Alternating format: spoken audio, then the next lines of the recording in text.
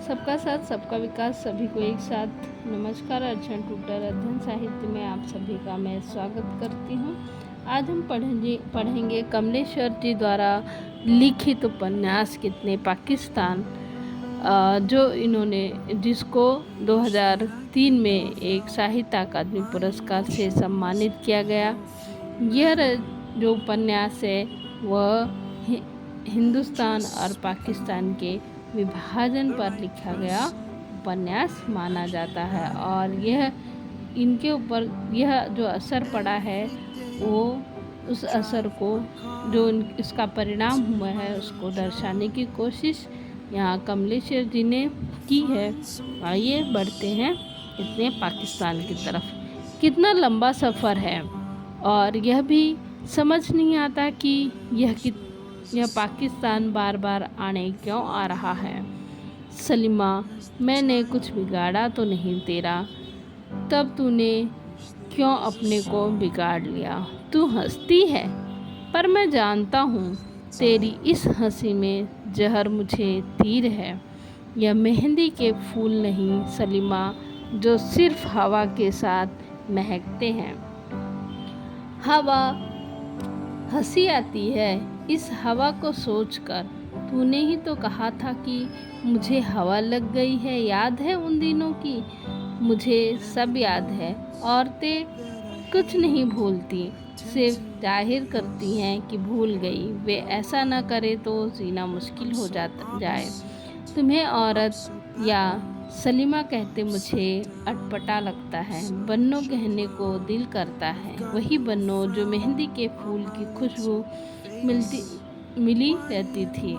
जब मेरे नाक के पास मेहंदी के फूल लाकर तुम मुंह से उसे फूंका करती थी कि महक उड़ने लगे, और कहा करती थी कि इनकी महक तभी उड़ती है जब हवा चलती है।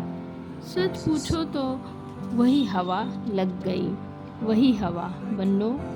पर अब तुम्हें बन्नो कहते मन झिझकता है। पता नहीं खुद तुम्हें यह नाम बर्दाश्त होगा या नहीं। और अब इस नाम में क्या रखा है। मेरा मन हुआ था कि उस रात को सीढ़ियों से फिर ऊपर चढ़ जाऊं और तुमसे कुछ पूछूं, कुछ याद दिलाऊं, पर ऐसा क्या था जो तुम्हें याद नहीं होगा। उफ, मालूम नहीं कितने पाकिस्तान बन गए हैं। एक पाकिस्तान बनने के साथ साथ कहाँ कहाँ कैसे कैसे सब बातें उलझ कर रह गईं। सुलझाना तो कुछ भी नहीं। वह रात भी वैसी ही थी जब पता नहीं पिछवाड़े का पीपल बोला था या बदरू मियाँ कादिर मियाँ। बन गया साला पाकिस्तान, बहन अब बन गया पूरा पाकिस्तान। कितनी डरावनी थी वह चांदनी रात। नीचे आंगन में तुम्हें पड़ी थी बन्नो, चांदनी में दूध नहाई और पिछवाड़े पीपल खड़ा खड़ा रहा था, और बदरू मियाँ की आवाज़ जैसे पाताल से आ रही थी।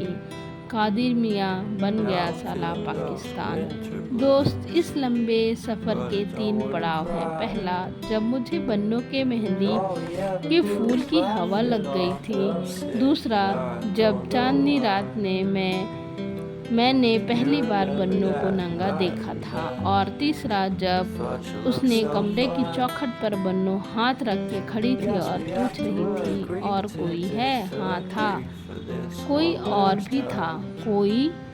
बन्नो थरथराते अंधे क्षण के बाद हंसी। क्यों थी? मैंने क्या बिगाड़ा था तेरा? तूने किससे बदला ले रही थी? मुझसे, मुनीर से, या पाकिस्तान से? या किसे जलील कर रही थी? मुझे, अपने को, मुनीर को, या पाकिस्तान? हमारे बीच बार बार आ जाता है। यह तुम्हारे लिए कोई मुल्क नहीं, एक दुखद सच्चाई का नाम है। वह चीज़ या वजह जो हमें ज़्यादा दूर करती है, जो हमारी बातों के बीच एक सन्नाटे की लहर आ जाती है, जो तुम्हारे घर वालों, रिश्तेदारों और धर्म वालों के प्रति दूसरों के एहसास की गहराइयों को उथला कर देती है। तब उन दिनों को उनके इस कोई के दुख उतने बड़े नहीं लगते जितने वे होते हैं। उनकी खुशियाँ उतनी खुशियाँ नहीं लगती जितनी वह होती हैं। कहीं कुछ कम हो जाता है, एहसास कि कुछ ऐसा ही आ गई। कमी का नाम शायद पाकिस्तान है। यानी मेहंदी के फूल हो पर हवा न चले, या कोई फूल मरकर उनमें गंध न पैदा करे। जैसे कि फूल हो, रंग न हो, रंग हो, गंध न हो, गंध हो, हवा न हो। यानी एहसास की रुकी हुई हवा ही पाकिस्तान हो। सुनो, अगर ऐसा ना होता तो मुझे चुनार छोड़कर दरवेश क्यों बनना पड़ता।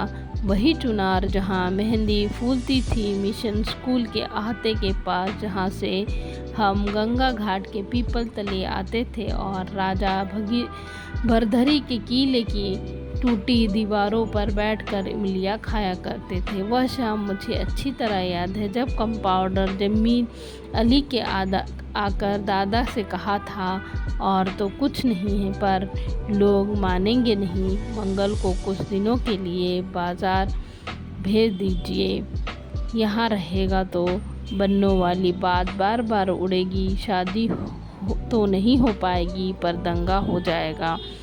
तुम नहीं सोच सकते कि सुनकर मुझ पर क्या बीती थी। चुनार छोड़ दूँ फिर छूट गया। कैसी थी चुनार की रातें? गंगा का पानी, काशी जाती नावें, भरधरी के किले की सूनी दीवारें और गंगा के किनारे चुंगी की वह कोठरी जिसमें छप्पर में बैठकर भी मैं बन्नों के आने जाने का अंदाज़ा लगाया करता था। गलियां की धार में फटी ज़मीन वाली वे गलियां जिनसे बन्नों बार बार गंगा किनारे आने की कोशिश करती थी और आ न पाती थी। इंतज़ार, इंतज़ार और बस इंतज़ार। हमें तो यह भी नहीं पता चला कि कब हम बड़े मान लिए गए थे, कब हमारा सहज मिलना जुलना एकाएक बड़ी बातों का बयास बन गई थी। बस्ती में तनाव पैदा हो गया, इसका तो अंदाज़ा तक ही न था। ये कैसे और क्यों हुआ बन्नो? पर तुम्हें भी क्या मालूम होगा। फिर हमने बात ही कहाँ की। तीनों पड़ाव ऐसे ही गुजर गए, कहीं रुक कर, पर हम बात नहीं कर पाए। न तब जब मेहंदी के फूल की हवा लगी थी, न तब जब उस चांदनी रात में तुम्हें पहली बार नंगा देखा था, और न तब जब चौखट पर हाथ रख के तुम पूछ रही थी, और कोई है?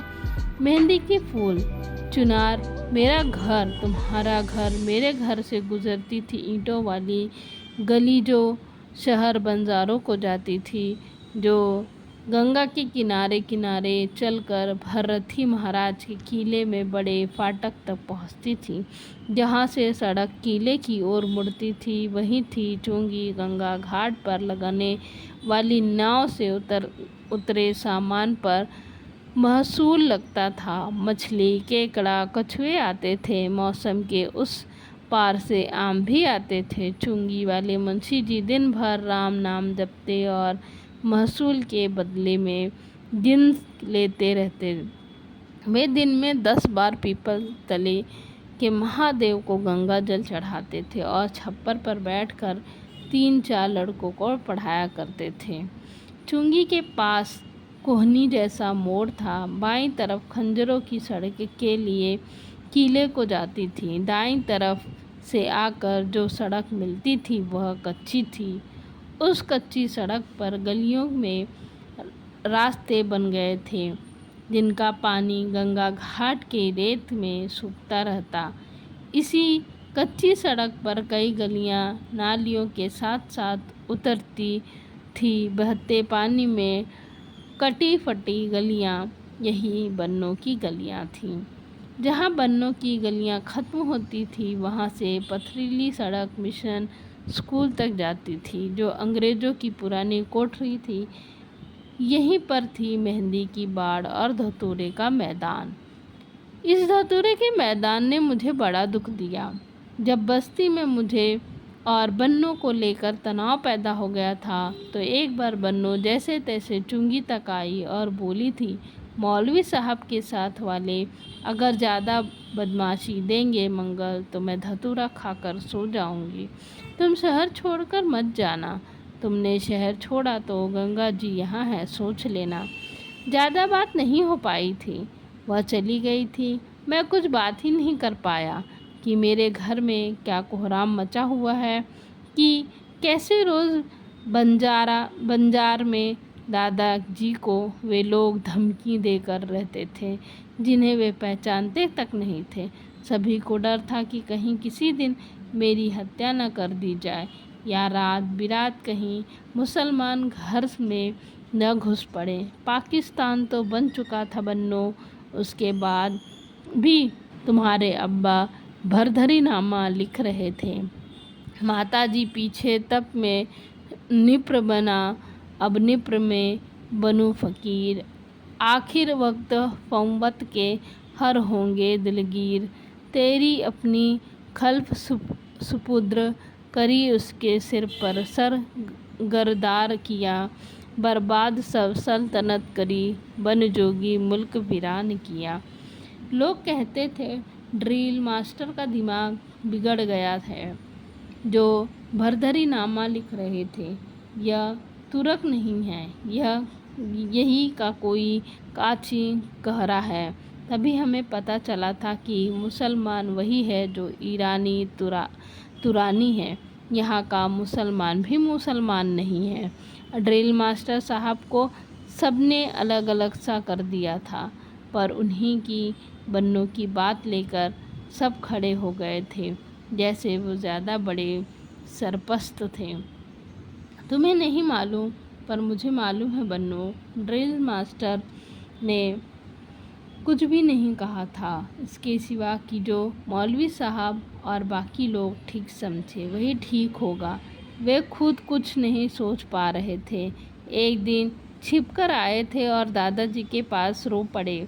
उस दिन के बाद वे भरधरी नामा तो लिख रहे थे, पर किसी को सुनने की हिम्मत नहीं थी। वे लिखते रहे। इसका पता मुझे वक्त मिला था जब घर वालों की घबराहट, खुद कुछ न समझ पाने, तय न कर पाने के कारण मैं शहर छोड़ रहा था और चुंगी वाले मुंशी जी ने मुझे चुपचाप विदाई देते देते एक पुर्जा मेरे पसीने के से तर हाथ में थमा दिया था। वह रात बहुत डरावनी थी। बस्ती पर काल मंडरा रहा था। सब दहशत के मारे मरे हुए थे। पता नहीं कब क्या हो जाए, कब या अली की आवाज़ें उठने लगे और खून खराबा हो जाए। गंगा भी उस दिन घर आ रही थी। तट का पीपल भी अशांत था। बहुत तेज़ हवा थी। कीला साए साए कर रहा था और 5-7 हिंदुओं के साथ, हाँ कहना पड़ता है बन्नो, हिंदुओं के साथ दादा मुझे स्टेशन छोड़ने आ रहे थे ताकि मैं जीऊँ जागूँ कहीं भी परदेश में रहकर। पहले सोचा गया कि मामा के यहाँ जौनपुर चला जाऊँ और वहाँ रेलवे वर्कशॉप कुरला के काम करने रहे मौसा के पास रहूँ, वहीं नौकरी ढूंढ लूँ।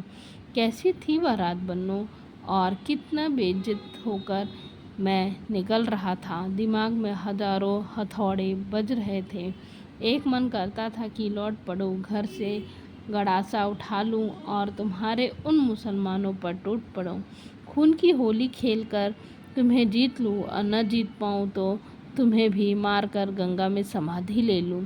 पर कहीं दहशत भी होता था और यह ख्याल भी आता था कि ड्रिल साहब ने तो कुछ कहा ही नहीं था, मुखालफ भी नहीं किया, सिवाय इसके कि वे चुप रह गए और उन्हें भागीरथ नामा लिखना है। तो अब लगता है कि वे भगीरथ नामा न लिखे होते तो शायद इतना विरोध न होता। शहर को साफ सूंघ गया था। दादा को बता दिया था कि अगली सुबह मेरी शक्ल न दिखाई दे। आधी रात तक सोचना विचारना चल रहा था। फिर आखिरी गाड़ी रह गई थी पार्सल जो मुगल सराय जाती थी। हाँ, 5-7 हिंदुओं के साथ मुझे स्टेशन तक पहुंचाया गया। हम बाज़ार वाली सड़क से होते हुए नहीं आए। किले वाले सुनसान रास्ते से स्टेशन सड़क पड़ती थी। मुंशी जी लालटेन के लिए पक्की सड़क तक आए थे और तभी वह पुर्जा उन्होंने पसीजी हथेली में थमा दिया था। वहाँ जो रोशनी भी नहीं थी। स्टेशन पर सब साथ थे। पार्सल 2:30 बजे रात को छुट्टी थी। दादाजी कितने परेशान बेहाल थे। सब बहुत डरे हुए थे, अपमानित और शायद इसीलिए बहुत खूंखार भी हो रहे थे। लग रहा था कि मुझे शहर से हटा देने के बाद दंगा शुरू होगा। अब ये लौट कर जाने वाले हिंदू दंगा करेंगे। ढलती रात में ये सोते हुए मुसलमानों को चीर फाड़ डालेंगे। हिंदुओं का हिंदू होना भी कितना तकलीफ देह है बन्नू। यह होते ही कुछ कीमती घट जाती हैं। बहुत तकलीफ देह थी वह विदाई। उत्तरी रात की हवा में खून की थी और स्टेशन पर पत्थर का फर्श काफ़ी ठंडा था। सामने विंध्या की पहाड़ियों और ताड़ के पेड़ चुपचाप खड़े थे। अब तुम्हें क्या बताऊं, कभी सोचा था कि इस तरह मेरा घर छूट जाएगा। अपने शहर से बेइज्जत होकर के कोई कहीं भी चैन पाता है। मुझे वो गलियां याद आ रही थीं जिनमें बन्नू आने की कोशिश करती थी। मैं चुपचाप चुंगी पर बैठकर कितनी प्रतीक्षा करता था और जहाँ मेहंदी के फूल पड़े दिखाई देते थे समझ लेता था कि बन्नू यहाँ तक आ पाई, आगे नहीं बढ़ पाई। किसी ने देख लिया होगा, टोक दिया होगा और रोक दिया होगा। सच कहता हूँ, मुझसे उस दिन से एक पाकिस्तान मेरे सीने में शमशीन की तरह उतर गया है। लोगों के नाम बदले या अधूरे रह गए थे। बस्ती में हवा का बहना बंद हो गया था और लग रहा था कि बन्नू घिर गई है। शर्म, डर, गुस्सा, आंसू, खून, बदहवासी, पागलपन, प्यार, क्या क्या उबल धधक रहा था मेरे भीतर। सच कहूँ तो यह सब होने के बाद अगर बन्नू मिल भी जाती तो कुछ नहीं होता। जो होना था हो चुका था। पार्सल गाड़ी में बैठकर वह पुर्जा पढ़ रहा था। तुम्हारे पास वही कहने को था जो मास्टर साहब के पास था। उसी पुर्जे से पता चला कि मास्टर साहब भरधरी नामा लिखते जा रहे हैं। क्यों बनता दरवेश छोड़ दल, लश्क फौज सिलाए को, क्यों खंड में रहता तज गुल नशील गुल लाले को, क्यों भगवान वेश बनाता तज अस्तल शाल दुशाले को, क्यों दर दर अखल जगाता तज कारुण ढाके बंगाले को, क्यों हुआ सैदाई छोड़ सब बादशाही। हाँ, सैदाई की कह लो, अस्तर साल दुसाले और नरगिस गुलेल साहब कुछ तो था सचमुच। नीम आँख, मेहंदी, धतूरे के फूल किस नरगिस के से कम थे बन्नो। उस पर पाकिस्तान का हम क्या करते। गाड़ी चली आई और मैं सचमुच दरवेश हो गया। फिर कभी घर लौटने का मोह नहीं हुआ। मैं जानता था कि मास्टर साहब की सांस भी चुनार में घुट रही होगी। बन्नू की सांसों का कुछ पता नहीं था। बस इतना भर लगता था कि उसे गंगा में डुबाकर जान नहीं दी होगी। वह होगी रात में किसी का बिस्तर गर्म करती होगी, प्यार करती होगी, मार खाती होगी, जिनको बदशत करती होगी, बीबी की तरह पूरी ईमानदारी से मन्नतें मांगती होंगी, मेहंदी रचाती होगी, बच्चे का गुणमुत करती होगी, सुखी होगी, पछताती होगी, सब भूल गई होगी। जो नहीं भूली पाई होगी वह रुका हुआ वक्त उसका पाकिस्तान बन गया होगा उसे सताने के लिए। खैर बन्नो, जो हुआ सो हो गया। मैं मुगल सराय से इलाहाबाद आया और इलाहाबाद से बम्बई। कुर्ला की रेलवे वर्कशॉप में मौसा ने कुछ काम दिला दिया। कुछ दिन गुजर जाए फिर मैं पूना चला गया। अस्पताल की लीम फैक्ट्री में जहाँ लड़की के हाथ पैर बनते हैं, मुझे मालूम था कि अब कोई भी चुनार नाम की जगह में ही नहीं पाएगा। न मेरा घर, न तुम्हारा घर। पर यह पता नहीं था कि दादा इतनी दूर चले जाएंगे और साथ में कई घर वालों को लेते आएंगे। सच पूछो तो चुनार में रही ही क्या गया था। जब पाकिस्तान बन जाता है तो आदमी आधा रह जाता है, फसलें तबाह हो जाती हैं, गलियां सिकुड़ जाती हैं और आसमान कट फट जाता है, बादल रीत जाते हैं और हवा नहीं चलती, वो कैद हो जाती है। आज के लिए इतना ही। मिलते हैं फिर भाग 2 के साथ आप लोगों के।